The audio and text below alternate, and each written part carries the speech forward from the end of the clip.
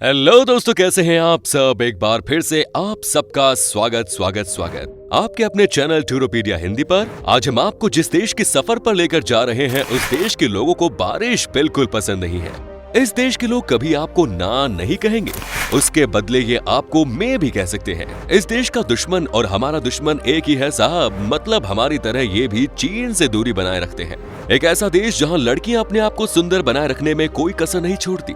इस देश के बच्चों से लेकर बूढ़े तक हर किसी को काम करना बहुत पसंद है और हमेशा अपने कामों में ही लगे रहते हैं। देश की जनता या तो बौद्ध धर्म को मानती है या तो ताओ धर्म को मानती है। दोस्तों, आज हम बात कर रहे हैं एशिया के एक खूबसूरत आइलैंड देश ताइवान की। तो फिर देर किस बात की, अपना सीट बेल्ट बांध लीजिए अच्छे से और निकलते हैं ताइवान की एक शानदार सफर पर। तो सबसे पहले आपको बता दूं कि इस देश का ऑफिशियल नाम है रिपब्लिक ऑफ चाइना। चाइना के 80% लोग शहर में रहते हैं, तो वहीं सिर्फ 20% लोग ही गांव में बसे हुए हैं। वहीं यहाँ की औसतन उम्र है 42 साल। ये एक आइलैंड देश है जिसका पड़ोसी मुल्कों की बात करें तो उत्तर पश्चिम में है चीन, उत्तर पूर्व में है जापान, वहीं फिलीपींस साउथ में है। देश का ऑफिशियल लैंग्वेज मंदारिन चाइनीज है, जो कि यहाँ के करीब 84% लोग बोलते हैं। ताइवान की राजधानी का नाम है ताइपी, जो कि बहुत ही खूबसूरत शहर है। इस शहर में आपको कभी भी ऐसा महसूस नहीं होगा कि आप बोर हो रहे हो, क्योंकि यहाँ आपको वो सारी सुविधा मिलेगी जो कि आप किसी हॉलीडे डेस्टिनेशन पर देखते हैं। यहाँ आपको 6 वर्ल्ड क्लास नाइट क्लब मिलेंगे मस्ती करने के लिए। साथ ही यहाँ आपको बहुत कम दाम पर होटल भी मिलेंगे रहने के लिए। दोस्तों, ताइवान और हमारे देश के बीचों बीच में एक मील है। दोनों देशों का दुश्मन देश है चीन। चलिए अब आपको बताते हैं कि इस देश की क्यों नहीं बनती है चीन से। चीन भारत से भी नफरत करता है और चीन ताइवान से भी लड़ने की फिराक में है। लेकिन जानते हैं क्यों? ऐसा इसलिए क्योंकि चीन को लगता है कि ताइवान भी चीन का ही हिस्सा है और वो भी चीन के साथ ही आ जाए। लेकिन ताइवान है कि ये मानने को तैयार ही नहीं है। वो अपने आप में ही एक मुल्क है। चीन और ताइवान के बीच में इसी बात को लेकर कई बार लड़ाई जैसे अवसर बन जाते हैं। भारत के साथ जब पिछले साल यानी कि 2020 में चीन की जो गहमा गहमी हुई थी, उसमें ताइवान ने खुलकर भारत का साथ दिया था। दोस्तों, जैसे कि मैंने आपसे पहले ही कह दिया था कि इस देश में कोई भी इंसान किसी को भी काम के लिए मना नहीं करता है, लेकिन इसका मतलब ये भी नहीं कि हर चीज को पूरा कर देंगे। यहाँ पर कोई भी नो किसी को नहीं बोलता। अगर किसी को कोई काम नहीं भी करना होता है तो वो उसे मे भी कहकर टाल देते हैं, लेकिन सीधे सीधे आपको कोई मना नहीं करेगा। अगर यहाँ किसी ने आपको मे भी बोल दिया तो समझिए कि आपका काम नहीं होगा।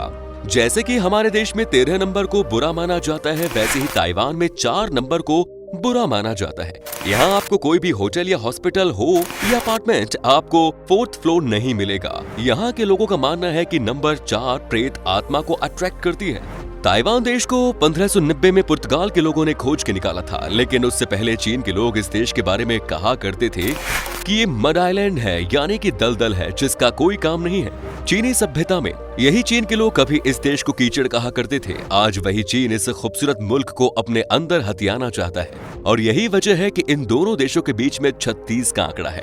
दोस्तों, ताइवान में ताइनान नाम का एक शहर है जो कि सबसे पुराने शहरों में से एक है। इस शहर की स्थापना 1590 में ही की गई थी, उसी साल जब पुर्तगाल के लोगों ने इस देश को खोज निकाला था।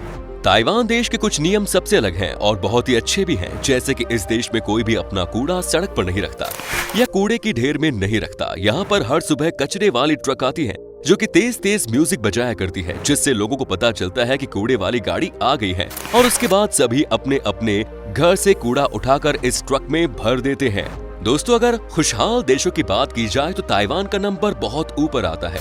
ये दुनिया के सबसे खुशहाल देशों की सूची में 35वें नंबर पर है। और तो और ये हांगकांग, इंडोनेशिया, जापान, दक्षिण कोरिया और चीन से खुशहाल देशों की सूची में कहीं ऊपर आता है। यहाँ के लोगों की सबसे अच्छी आदत यह है कि वो आज में जीते हैं, न कि बीते हुए कल के बारे में सोचते हैं।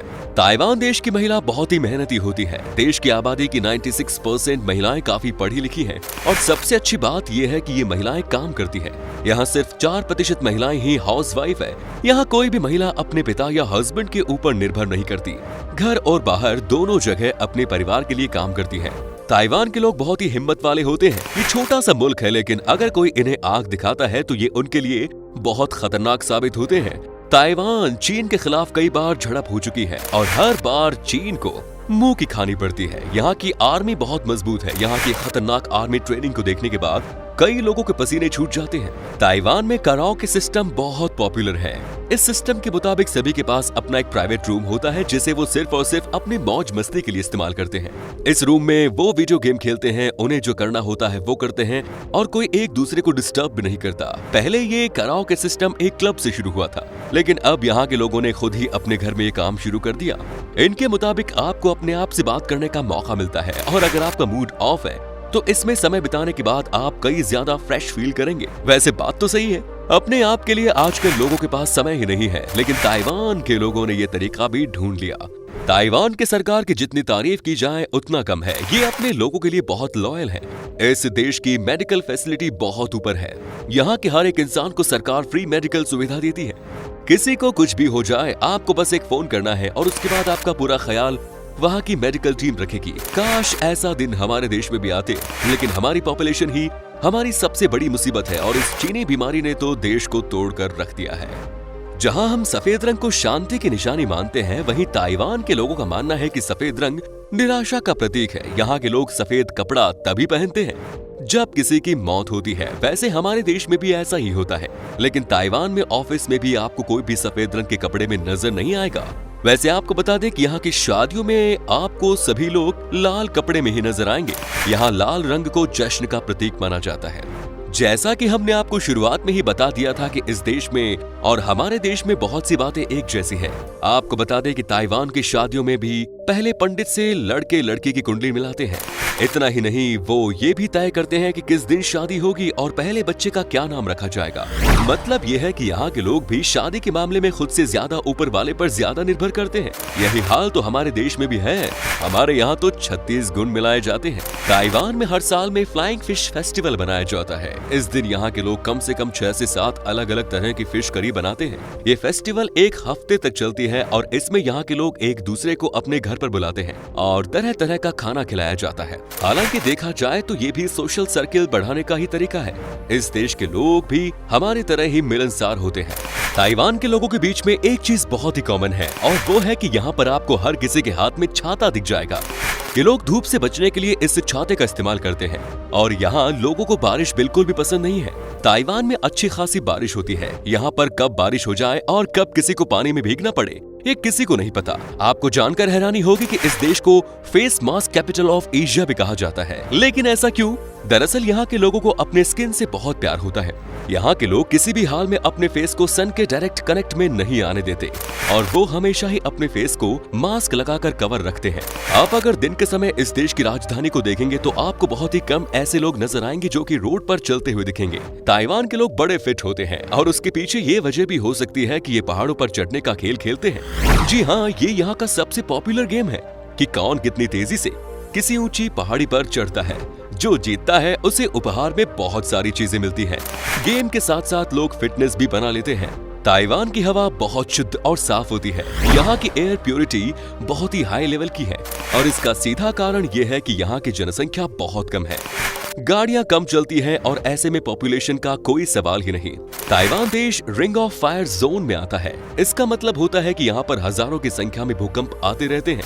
आपको जानकर हैरानी होगी कि यहाँ पर हर साल 1000 से ज्यादा भूकंप आते हैं, जिसे यहाँ के लोग फील कर सकते हैं। तो वहीं हजारों ऐसे भी आते हैं जिसके बारे में किसी को पता ही नहीं चलता। ताइवान के लोगों के बीच मछली पकड़ना और उसका निर्यात करना एक बड़ा बिजनेस है। साथ ही मुर्गा पालन और सुअर का मांस निर्यात करना भी इस देश का बड़ा बिजनेस है।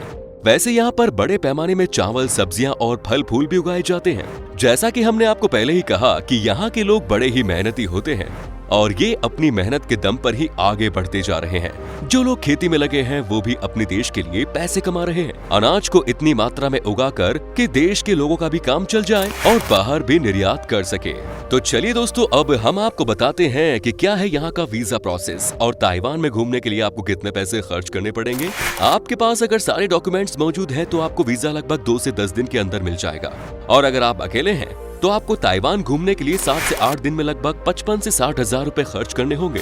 दोस्तों, ताइवान की करेंसी है न्यू ताइवान डॉलर, जिसकी वैल्यू है लगभग 2.67 भारतीय रुपए के बराबर। तो दोस्तों, ये था ताइवान। कैसा लगा हमें बताइए कमेंट्स में।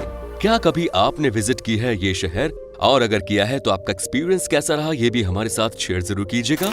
उम्मीद है आपको ये एपिसोड पसंद आया होगा। वीडियो को लाइक कीजिए और अपने दोस्तों और रिश्तेदारों के साथ इसे शेयर करना ना भूलें। हमारे चैनल को भी सब्सक्राइब जरूर कीजिएगा। वीडियो को अंत तक देखने के लिए सभी का शुक्रिया। फिर मुलाकात होगी एक और नए वीडियो के साथ। धन्यवाद।